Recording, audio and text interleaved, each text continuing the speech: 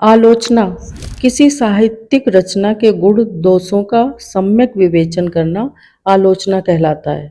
इसे समालोचना और समीक्षा भी कहते हैं। आलोचना कई प्रकार की होती है। शास्त्रीय आलोचना, तुलनात्मक आलोचना, मनोवैज्ञानिक आलोचना। तो आज पढ़ेंगे तुलनात्मक आलोचना। Hello everyone, welcome to easy Vidya channel. Easy Vidya channel में आपका स्वागत है। तो आइए पढ़ते हैं तुलनात्मक आलोचना क्या है। तुलनात्मक आलोचना, कंपैरेटिव क्रिटिसिज्म। तुलनात्मक आलोचना साहित्य आलोचना की वो पद्धति है जिसमें किसी एक रचना, रचनाकार, भाषा, साहित्य की विशेषताओं, गुण और दोषों को समझने के लिए उसकी तुलना किसी अन्य समकक्ष रचना, रचनाकार या साहित्य से की जाती है। यह रचनाकारों, साहित्यिक कृतियों या प्रवृत्तियों की तुलना करके उनके साम्य, असाम्य और काव्यगत विशिष्टताओं का विश्लेषण किया जाता है। उसे तुलनात्मक आलोचना कहते हैं। जब दो साहित्यकारों की उनकी एक समान रचनाओं में तुलना की जाती है, उन समान रचनाओं के गुण, दोषों एवं समानता तथा असाम्य परिस्थितियों का अवलोकन कर उन रचनाओं की तुलना की जाती है, वो तुलनात्मक आलोचना कहलाती है। जैसे कि बिहारी और देव के काव्य की समीक्षा की गई, तुलसीदास और सूरदास के काव्य शैली की समीक्षा की गई।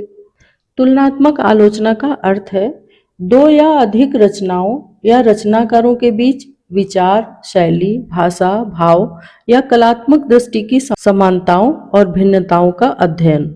इस प्रक्रिया में आलोचक ये देखता है कि कौन सी रचना किन बिंदुओं पर श्रेष्ठ है और कौन सी निकृष्ट। इस प्रकार की आलोचना को कंपैरेटिव क्रिटिसिज्म कहा जाता है। इसमें एक ही लेखक की दो रचनाओं, दो भिन्न लेखकों के साहित्य या दो युगों की साहित्यिक प्रवृत्तियों की तुलना की जा सकती है। उदाहरण के लिए तुलसीदास और रहीम की कविता जैसे कवियों के कृतित्व की तुलना तुलनात्मक आलोचना के अंतर्गत आती है।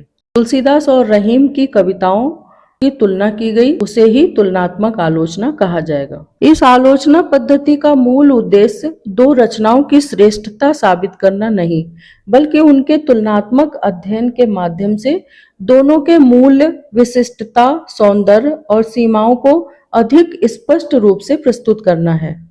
जब किसी कृति की आलोचना की जाती है, तुलनात्मक आलोचना की जाती है, तो उसका उद्देश्य किसी भी कृति को श्रेष्ठ साबित करना नहीं होता, बल्कि उनके तुलनात्मक अध्ययन के बाद दोनों के मूल्य, विशिष्टता, सौंदर्य और सीमाओं को अधिक स्पष्ट रूप से प्रस्तुत करना होता है। दोनों कृतियों का तुलनात्मक अवलोकन करके उनकी विशिष्टता को स्पष्टीकरण देना होता है। इनके माध्यम से दोनों के मूल्य, विशिष्टता, सौंदर्य और सीमाओं को अधिक स्पष्ट रूप से प्रस्तुत करना है। तुलनात्मक आलोचना का उद्देश्य साहित्यिक कृतियों के सापेक्ष मूल्य को स्पष्ट करना है, ताकि रचनाओं की वास्तविक साहित्यिक महत्ता सामने आ सके। ये पद्धति समीक्षा को अधिक वैज्ञानिक और निष्पक्ष बनाती है, क्योंकि ये व्यक्तिगत पसंद नापसंद पर नहीं, बल्कि तुलनात्मक विश्लेषण पर आधारित होती है। तुलनात्मक आलोचना वो प्रक्रिया है जिसमें साहित्यिक रचनाओं का आपसी तुलनात्मक अध्ययन करके उनके गुणों और दोषों एवं महत्व का निष्पक्ष विवेचन किया जाता है। ये पद्धति न केवल साहित्यिक कृतियों के संतुलित मूल्यांकन का मार्ग प्रशस्त करती है, बल्कि विभिन्न संस्कृतियों के अंतःसंबंध और गहरे बोध को भी समृद्ध करती है। तुलनात्मक आलोचना के दो मूल तत्व प्रमुख होते हैं: वैज्ञानिक दृष्टिकोण, साइंटिफिक अप्रोच। ये आलोचना भावनात्मक नहीं, बल्कि विवेकपूर्ण पद्धति पर आधारित होती है। आलोचक तर्क, प्रमाण और साहित्यिक सिद्धांतों का उपयोग करके निष्कर्ष प्रस्तुत करता है। दूसरा है संवेदनशील दृष्टि, सेंसिटिविटी। केवल तर्क नहीं, बल्कि हृदयगत अनुभूतियां भी तुलनात्मक आलोचना का हिस्सा होती हैं। आलोचक को दोनों रचनाओं की कलात्मकता, भावनात्मक गहराई का अनुभव करना चाहिए। आलोचक को दोनों रचनाओं की तुलनात्मक समीक्षा करते समय उसकी कलात्मकता और भावनात्मक गहराई का अनुभव करना चाहिए। कुछ तुलनात्मक ग्रंथ एवं उनके लेखक: बिहारी और हाफिज। इस ग्रंथ को लिखा है पद्म सिंह शर्मा ने। यह हिंदी का पहला तुलनात्मक आलोचनात्मक ग्रंथ माना जाता है, जिसमें बिहारी की सतसई और फारसी कवि हाफिज की गजलों की तुलना की गई है। इस रचना में उन्होंने हिंदी के रीतिकाल के महान कवि बिहारी और फारसी के प्रसिद्ध सूफी कवि हाफिज की काव्य शैली, कला और मनोभावों का तुलनात्मक अध्ययन प्रस्तुत किया है। दूसरा ग्रंथ है बिहारी और देव। इसको लिखा है पद्म सिंह शर्मा ने। बिहारी और देव की तुलना को लेकर हिंदी में प्रसिद्ध बिहारी देव विवाद की शुरुआत इसी ग्रंथ से हुई थी। देव और बिहारी, इसको लिखा है कृष्ण बिहारी मिश्र ने।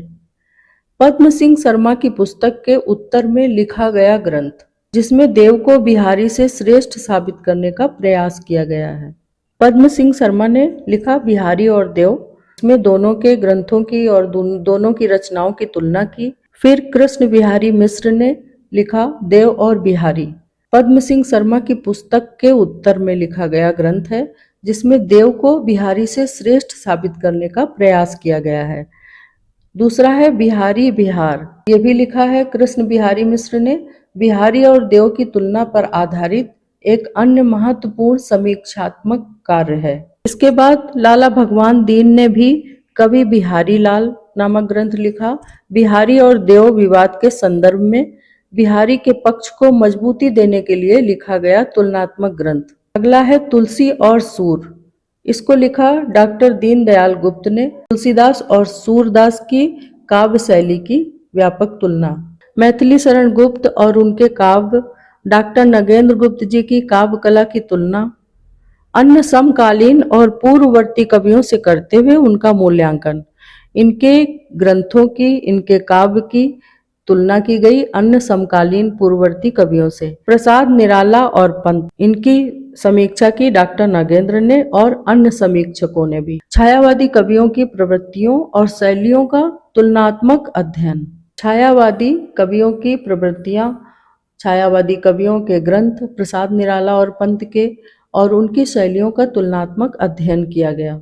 अब पढ़ेंगे तुलनात्मक आलोचना के प्रकार।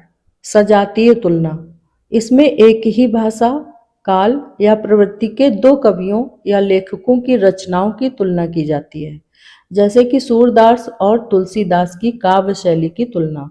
सूरदास और तुलसीदास ने एक ही, जैसे कि ब्रज भाषा में दोनों लिखते थे और दोनों ने ही कृष्ण लीलाओं का वर्णन किया है, तो उनकी काव्य शैली की तुलना की गई है। दूसरा है विजातीय तुलना। इसमें भिन्न भिन्न भाषाओं, संस्कृतियों या कालों के साहित्यकारों की रचनाओं का तुलनात्मक अध्ययन किया जाता है, जैसे कि कालिदास और शेक्सपियर के नाटकों की तुलना। कालिदास संस्कृत में नाटक लिखते हैं और शेक्सपियर इंग्लिश में, तो दोनों की भाषाएं भिन्न है, संस्कृति भिन्न है और इन दोनों साहित्यकारों की रचनाओं का तुलनात्मक अध्ययन किया गया है। तुलनात्मक आलोचना की विशेषताएं। पहला है द्विपक्षीय या बहुपक्षीय अध्ययन। इन ग्रंथों में किसी एक रचनाकार या युग को केंद्र में न रखकर कम से कम दो या दो से अधिक रचनाकारों, कृतियों अथवा शैलियों का एक साथ अध्ययन किया जाता है। दूसरा है समानता और भिन्नता का अन्वेषण। इसमें दोनों कृतियों या लेखकों के मध्य निहित समान तत्वों, भाव, विषय, दर्शन के साथ साथ उनकी मौलिक भिन्नताओं और विशिष्टताओं को स्पष्ट किया जाता है।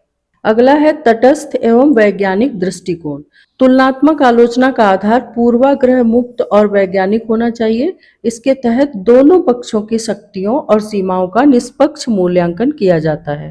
प्रभाव और स्रोतों की खोज। इसके अंतर्गत यह भी अध्ययन किया जाता है कि एक लेखक या कृति दूसरी से किस प्रकार प्रभावित है अथवा दोनों पर किसी अन्य परंपरा जैसे पाश्चात्य या संस्कृत साहित्य का कितना प्रभाव है। पांचवा है मूल्यांकन का मानक निर्धारण। तुलनात्मक अध्ययन के माध्यम से किसी कृति या रचनाकार का वास्तविक साहित्यिक स्तर और उसका ऐतिहासिक महत्व पूरी तरह रेखांकित होता है या स्वतः स्पष्ट हो जाता है। छठवां है मानदंडों की व्यापकता। इसमें रस, ध्वनि, शैली, शिल्प, भाषा प्रयोग और वैचारिक पृष्ठभूमि जैसे विभिन्न साहित्यिक मानदंडों के आधार पर सूक्ष्म तुलना की जाती है। आशा करते हैं कि ये आलोचना का वीडियो, तुलनात्मक आलोचना का वीडियो आपको पसंद आया होगा तो please please please subscribe easy Vidya channel, like videos, comments below, notification का बटन ज़रूर ऑन कर लीजिए जिससे हमारे नोटिफिकेशन आप तक पहुंचते रहें। यहाँ तक बने रहने के लिए धन्यवाद।